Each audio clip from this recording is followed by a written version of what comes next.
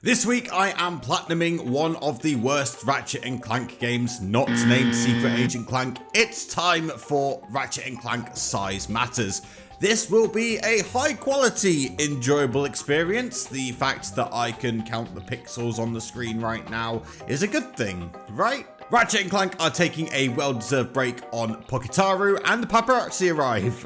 Just kidding. This is Small Child doing a score report on Heroes. Ratchet obviously can't resist the chance to show off, and the game begins. All jokes aside, this is a PSP game ported to the PS2, ported to the PS5 through the PS Plus catalogue, so of course the game is going to look like this. The PSP is a 20-year-old handheld, for God's sake. And obviously the controls feel a bit stiff compared to other games. It didn't actually take that long to get used to them though. I completed the tutorial and got my first piece of armor for Quartered Wardrobe. Oh, and Quark's here too. Returning to the series is skill points. Unlike the 165 in Deadlocked, fortunately there's only 25 of them in Size Matters. These range from completing a section of the planet in a certain time, to completing sections or achieving kill streaks without taking damage. And yes, like every Ratchet & Clank game before, I do need to get all of them. I died completely unnecessarily a couple of times because I thought you could only strafe with the D-pad and there was no way to change it. And I got my first titanium bolt of 20 and earned Bolt Fan. And then promptly committed honorable Sudoku and got swallowed by a fish to receive Lombac Sushi. As I went further into the level, the game politely reminded me that I could switch strafing to the L stick, and this made the game 427 times easier. That is scientifically proven.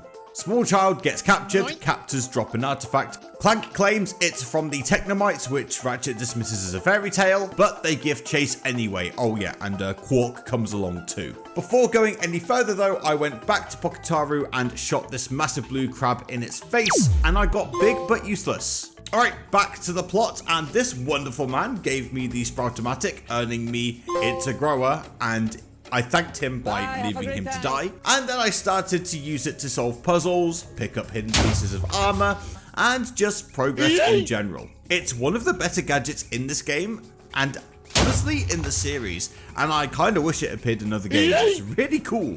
Of course, it wouldn't be a Ratchet & Clank game without the Clank levels. Ew.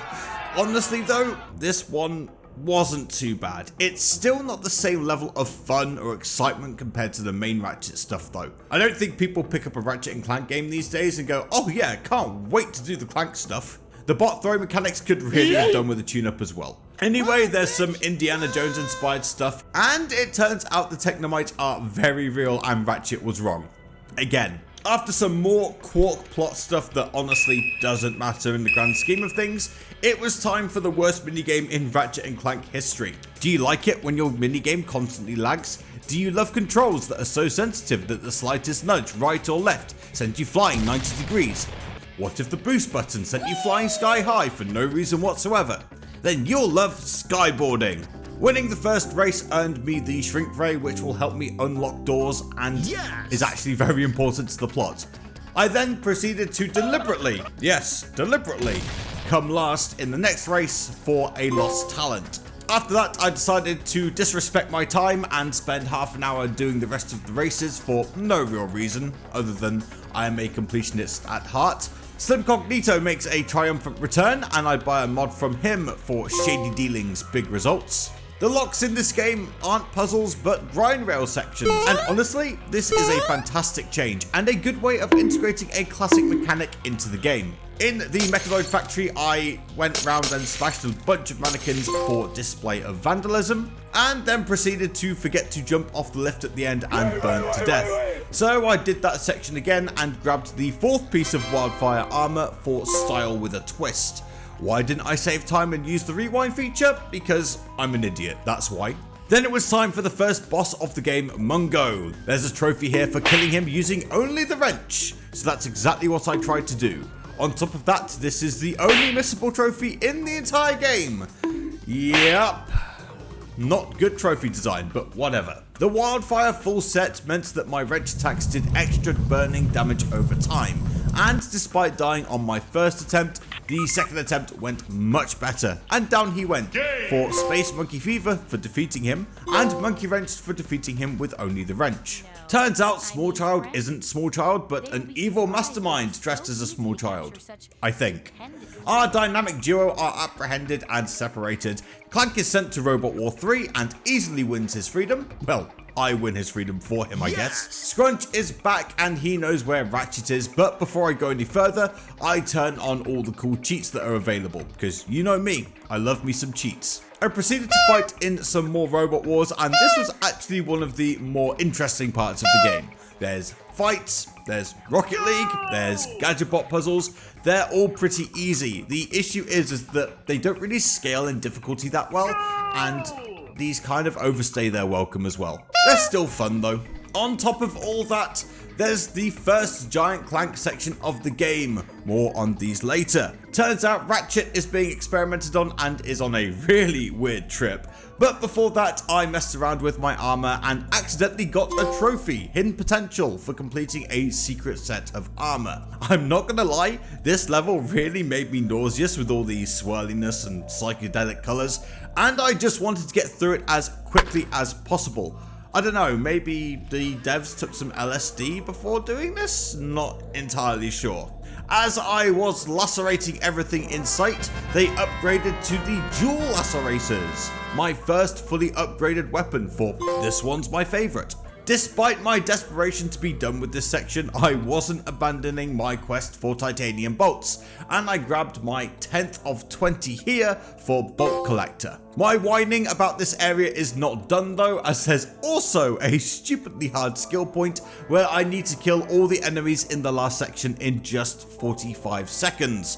There's a lot of enemies, the weapons aren't particularly great at this point in the game, and to really get within the time, you need to know exactly where the teleport to the next section is and stand there so you can be teleported instantly. When I failed, and boy did I fail, I committed honorable Sudoku once again and just redid the whole thing. Why didn't I use the replay function?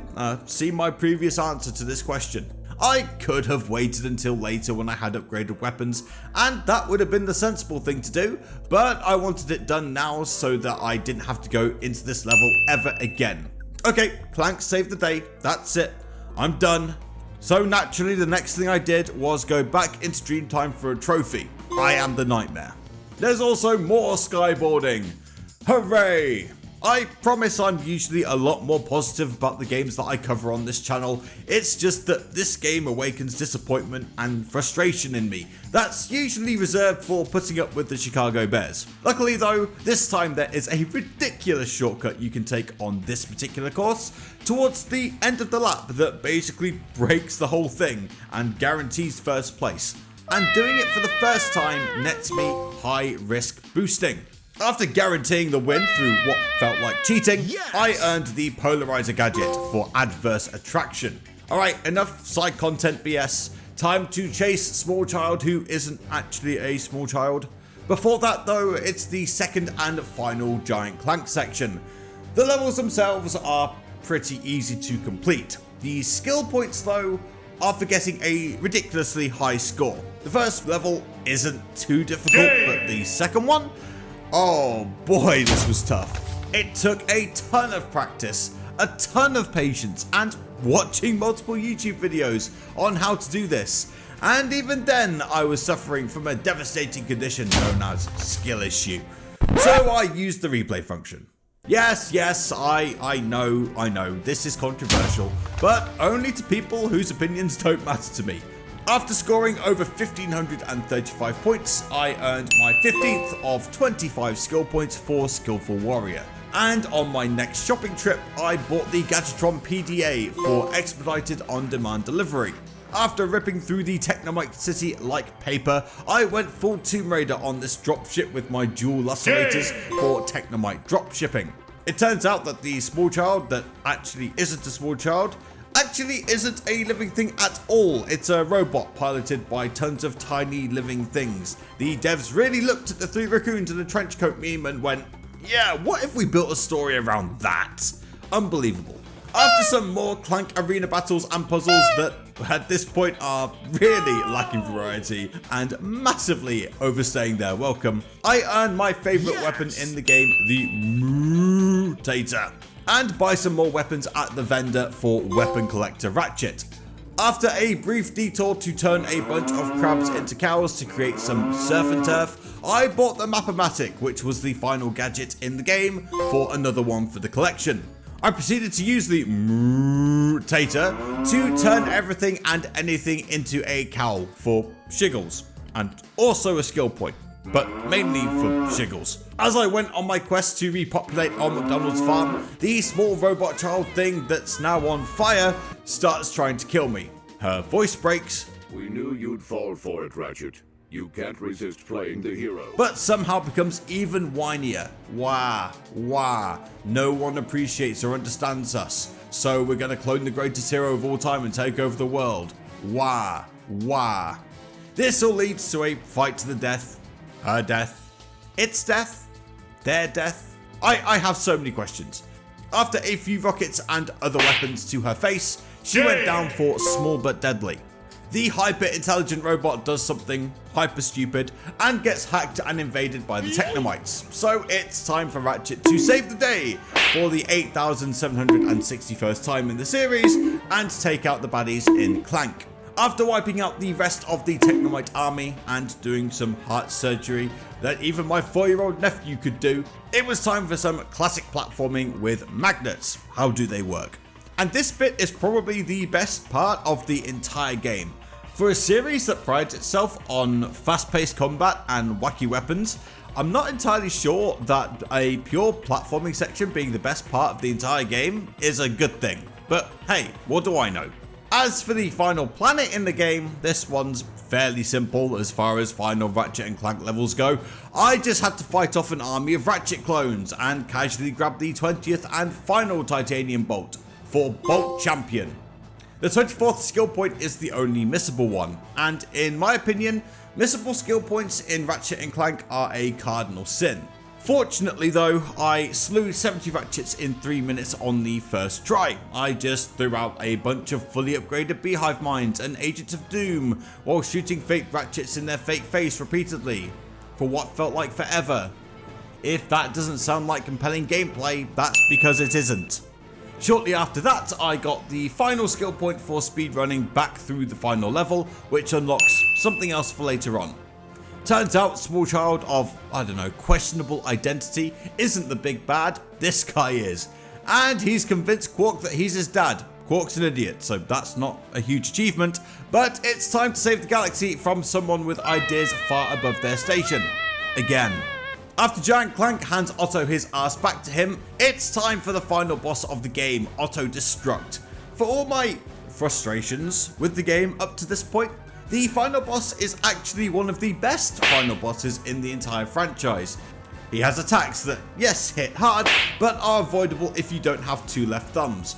Almost all the weapons that are useful in normal fights are useful here, and the Gatatron PDA is also available, so I can buy ammo when I run out. Once again, I had massive skill issues because, let me remind you, old man with questionable reaction times, but Otto does eventually bite the dust. Quark becomes tiny, Otto becomes monkey-brained, and roll credits. Then it's time for Challenge Mode, aka New Game Plus, but unlike the other games, I don't have to complete this. Instead, I just have to go on a no-hit kill streak. Wait, sorry about that. Just give me 2 seconds. Yeah, okay. I just have to go on a no-hit kill streak until I hit the 12 times bolt multiplier, the maximum in this game for Workers Dozen. With that achieved and 25 skill points in the bag, it's time to head to this game's version of the Insomniac Museum, the High Impact Treehouse, for welcome, enjoy your stay. There's actually a fair bit of content to explore here, including 4 fiendishly difficult Gadgetbot survival puzzles that were deemed too hard for the main game. I chose to do the 4th one because that's widely agreed to be the easiest, and it took me about 20 minutes to figure out the solution. But once I did, I felt like my IQ went up about 10 points, and I got Clank would be proud. There's also a mini turret weapon here that got cut from the game, and finding this got me what could have been. Alright, time for the real reason I'm here, bolt farming. With the 12 times multiplier in hand, I just had to leap strike the 7 deck chairs scattered throughout the level and then reload the treehouse from the extras menu. The deck chairs would respawn and I just had to rinse and repeat for about 15 minutes until I had 10 million bolts. In the process, I got being a hero pays off for holding 1 million bolts at any time. With the required bolts in hand, I went back to Poketaru, and at the first Gadgetron vendor available, I bought a Titan weapon for bigger and better than ever, and the Rhino for rip you a better one, and the It's How You Use It Platinum Trophy. Anticlimactic, I know, but thanks for watching. Click on the left to watch the Ratchet & Clank series so far, or check out what the algorithm gods are offering you on the right. See you next week for a cracking time.